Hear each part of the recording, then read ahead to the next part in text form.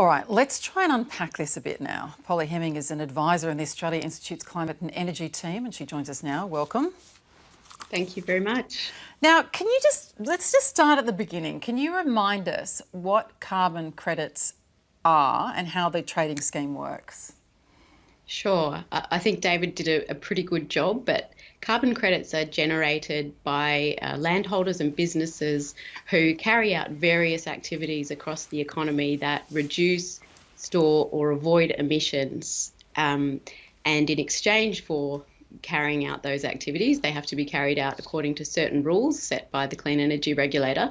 But in exchange for every tonne of CO2 or CO2 equivalent that a project stores or reduces, they're issued with a carbon credit.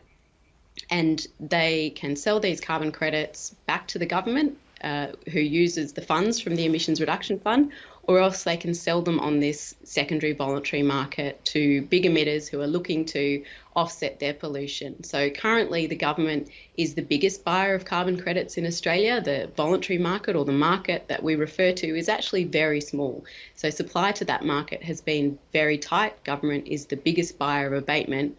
And there's a couple of things that are really important about the way these credits are generated. They have to be real, i.e. the activities that they're doing actually have to result in abatement, but they also have to be additional. And what that means is that the whole point of the ERF, the Emissions Reduction Fund, is to incentivise abatement that wasn't going to happen anyway. So it has to be done on top of business as usual. Now, isn't the goal that these credits are traded more often and their price goes up, and that means that that people will eventually say, actually, I might as well just reduce emissions. Might be more cost effective that way. You've nailed it. That's exactly what you would want out of a carbon price or a carbon credit price. The price should be prohibitive enough that it's actually cheaper for you to reduce your emissions or change your business model, so you have those reductions before you kind of get to the point of having to offset. So offsets really only have a very narrow application. They should only be used for those genuinely hard to abate industries such as agriculture or steel. So you want the price to be high enough that there's no incentive to say, well, we don't need to change our business model, we can just offset as a first port of call. So ideally, that's what you want. Unfortunately, in Australia, that's not necessarily what's happening. We did have a fairly high price on our carbon credits. They were up about $50. The price has recently dropped significantly after some government announcements.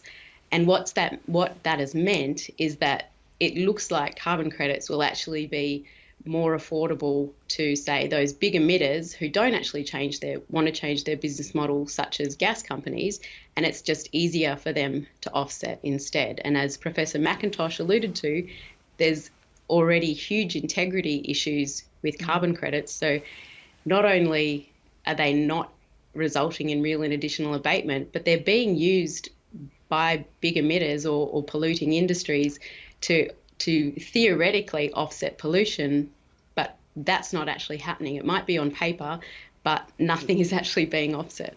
Okay, well, let's talk about some of those allegations that you've just mentioned, that, you know, the credits gained on projects that actually have no chance of properly abating climate change. Who's overseeing this process? Professor McIntosh came out and he mentioned those, three biggest methods that are generating carbon credits that are allegedly not real and not additional. But I also just want to add that these are concerns that have been raised over a number of years. The Australia Institute had a report raising these concerns, but it's also been, widely raised by other academics and independent parties that have largely been ignored by the government body regulating this scheme, which is the Clean Energy Regulator. It's an independent government body that, as you say, regulates the entire Emissions Reduction Fund. It designs carbon credit methods, it regulates carbon credit methods, but somewhat problematically, it's also tasked with buying carbon credits on behalf of the government at lowest cost. So the fact that you've got a government body carrying out all those functions is a problem in and of itself. But then you've got this regulator who's been mandated to buy credits as cheaply as possible. And it's not clear, I don't think, to anyone outside of this system what the safeguards are that would ensure integrity in the system. You know, if you're being told that you need to buy carbon credits as cheap as possible, where are the safeguards that are actually ensuring integrity and making sure that the regulator or projects aren't cutting corners to try and keep the price as low as possible? Mark Kenny, can I bring you here? There's a range of reasons I'm really glad that Polly's here, and one of them is this is so complicated, right? And is that kind of part of the problem with scrutiny and broader public understanding of the system, of what's going on? I think it's very much part of the problem, Julia. It's been explained very well, but I still think you could probably, if you had time, go and talk to 1,000 people at random around any city and ask them about the carbon credit scheme, and you would be very lucky if you found someone who actually gave you anything approaching an explanation of it. And I probably wouldn't be one of them either, frankly. And I've seen the emissions trading scheme issue come and go. I've seen the carbon price come and go. I've seen the theatrical high octane politics of this issue for a long time, but it's always been quite complicated, and I think that actually has been a problem. What we see today, though, I think in the criticisms from Andrew McIntosh and others, and from the Australia Institute, is the problem of opaqueness, even for those people who are looking at it quite closely and who do understand these complex mechanisms, do understand how it's meant to work. But it's even been admitted by the regulator today that there are limits on the level of explicitness, if I can put it like that, that they have in terms of showing where these carbon reduction sites are, where these carbon abatement projects exist exactly, so that, for the purposes of understanding and getting value for money. And the other thing to say about this is, if we think about it in the architecture, the sort of political opera that we've had right through more than a decade now on this issue, the Emissions Reduction Fund, which is at the heart of this, came about because the Liberal Party and the Nationals were implacably opposed to emissions trading, notwithstanding John Howard's original position on it prior to 2007. It became an article of faith to oppose it. And we have this bizarre situation where we went from a market-based system where the market would set the price and the mechanism would drive down carbon emissions overall, because it would be in the interests of polluters to do that, to a system now where we have the government being the largest purchaser of these permits. And whose money do you think they're using to buy those permits? It's taxpayer funds. Yeah. Now, Craig, you were in the government that set up the Clean Energy Regulator. What has gone wrong? Yep.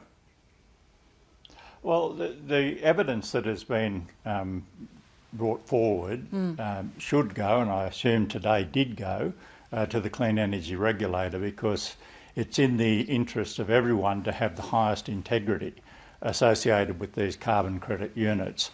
My understanding is it hasn't previously gone to the Clean Energy Regulator, so they're in a position where they have to look at this evidence now. Can I the just idea of sorry, Craig. If I can just bring, Polly has just been saying that these concerns have been raised over a period of years. Is that right? They've been raised over a period of years. Yes, a number of years. Hold on, but I know that, but this evidence has not. Right? This evidence has been brought forward now. I'm just saying, in a very constructive way. I would suggest that Andrew McIntosh engages with the Clean Energy Regulator on this. For this reason, the idea of carbon credits is a good idea, and it was. The irony is the coalition government said we can't have a price on carbon. There is actually a price on carbon, Australian carbon credit units, and as has been said, they're about $35. They reached almost $50. And only a couple of years ago, they were $14. And that's $14 for 1 tonne of carbon that is avoided, if you like, through such activities as revegetating areas and not clearing them. Now, I think it's a great thing that if we have a system that actually encourages revegetation, in particular revegetation to restore biological diversity and protect and save endangered species, we should be all in favour of that, not saying this is a terrible thing, it should be pulled apart. Not that anyone is actually saying that, including Andrew McIntosh. Right. Isn't it more a question of that's the goal, but it's not happening? Yeah, absolutely, absolutely. So it's in the interests of everyone to have the highest integrity, because then you get the highest prices, and farmers can actually allow their land to revegetate. You can get a premium where it restores biological diversity. And in Northern Australia, from these carbon credit units, there are First Nations Indigenous groups who are doing savanna burning early in the season. And that sort of sounds, well, why would you burn the savanna? The answer is late in the season it burns anyway because of lightning strikes. So if you burn early, you avoid a lot of carbon going into the atmosphere. I can see, and I like the idea of a future where we have more biological diversity, less land clearing, and reductions in carbon emissions. So to me, it's a good concept. Of course, if there's integrity issues, if people have got evidence, bring it forward. But let's not get rid of the whole system. All right, well, let me get Polly's view on that. Do you share Craig's optimism that the regulator might look at this and say, oh, this is new evidence, I wasn't aware this was occurring before? I would strenuously object to the idea that the regulator hasn't been made aware of this earlier.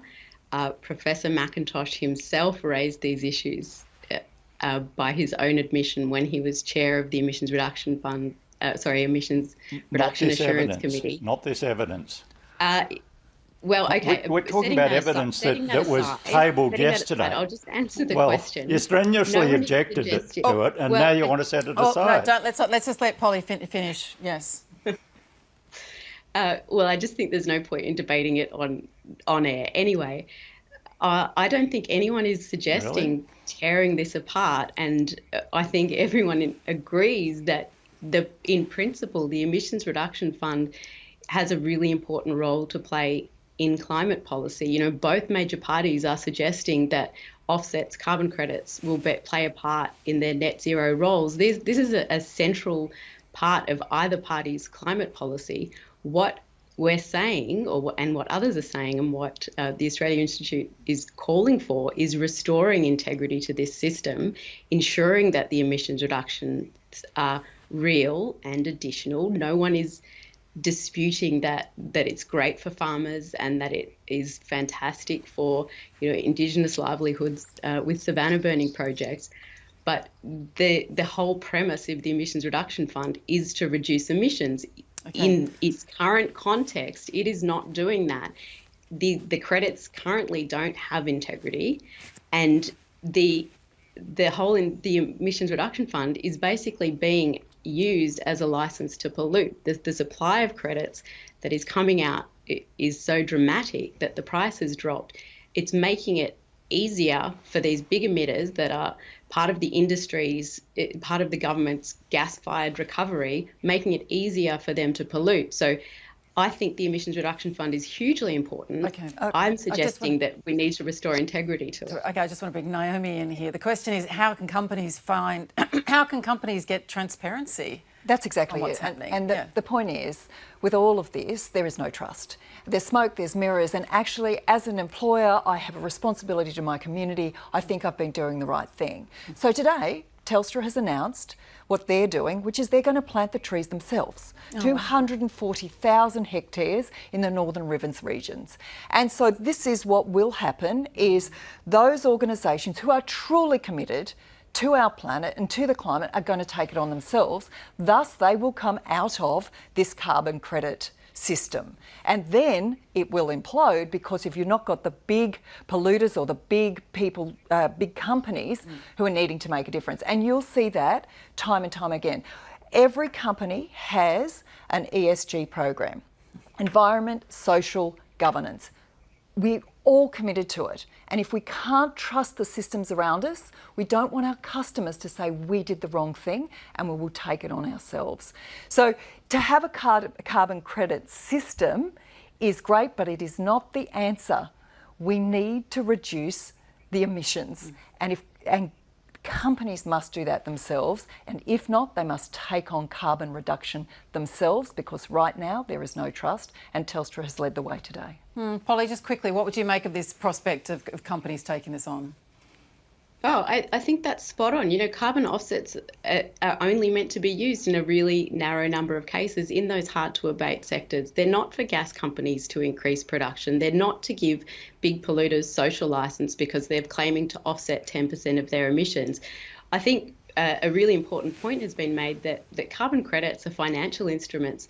So if corporates and these good faith companies are buying carbon credits, or investing in them, in fact, and then making claims to their shareholders or their employees or their customers about their climate credentials, that has huge implications if it turns out that their carbon neutral claims are actually false. Right, and Mark, just finally, I mean, your reflections on the fact that we've had these revelations, and we know that going into election, both parties are relying heavily on credits to hit their targets, which the evidence is showing is now a very problematic proposition, between 10 and 20%. Well, I mean, what that shows in a sense is that we're still just tinkering around the edges here of the challenge that we have. And the recent IPCC report showed that quite clearly, that on the current trajectory of emissions reduction in this country, by one scholarly estimate, we actually don't get to net zero until, I think it's 2143, that kind of year. You know, obviously there's a plan to accelerate the rate of reduction, but we'll have to see that when it happens, because at the moment, as I think has been a theme across what a number of us have said today, there's a problem of the extent of this policy, the extent of ambition, and there's a deep problem with confidence in it, with who's in charge of it. I mean, at the moment, we've had the energy regulator come out and defend its position. We've heard Angus Taylor talking about how highly respected this system is. I mean, those things are in the category of they would say that, wouldn't they? I mean, they're a couple of months from an election in the case of the government, and they're looking to burnish their credentials. But I think we can see that what we really need here is much more root and branch policy and much more rapid change, and we're not getting it through a thing like the Emissions Reduction Fund, which is a narrow program and which just doesn't make enough difference. Polly, we so appreciate you bringing us your expertise tonight. Thank you very much. Thanks so much. The bottom 20% get nothing. They're really unfair tax cuts. People want to see much stronger action from the government when it comes to climate change. It's no coincidence that we have a wages crisis in Australia. Transitioning to net zero emissions, it doesn't seem like there's much room for gas.